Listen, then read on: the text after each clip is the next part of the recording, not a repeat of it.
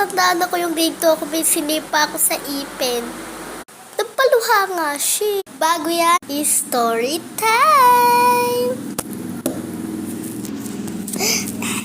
Yung yung pas matanda sa akin, is 10 years old na siya, ako yung 8 years old. Hanggang ngayon, 8 years old pa rin ako. Yung nandun ako, hanggang dito ang buhok ko.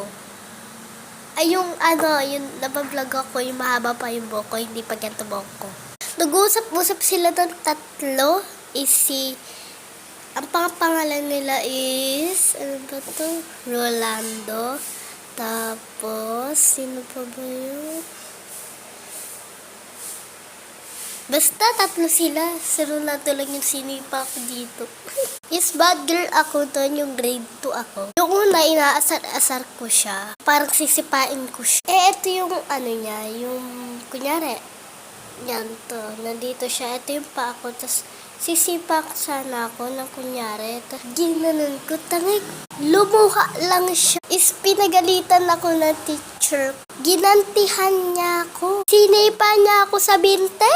So, syempre, siya na nga yung, ako nga yung sumipa sa kanya, tapos ako pa yung iiyak.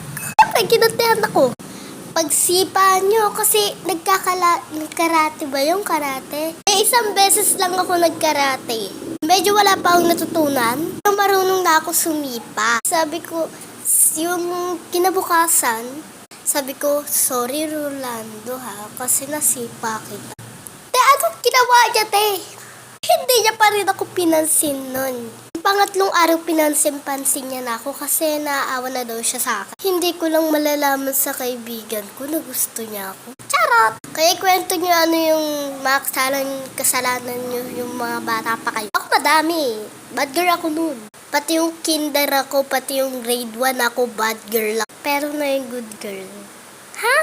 Charas! So, ayun lang guys. Bye-bye!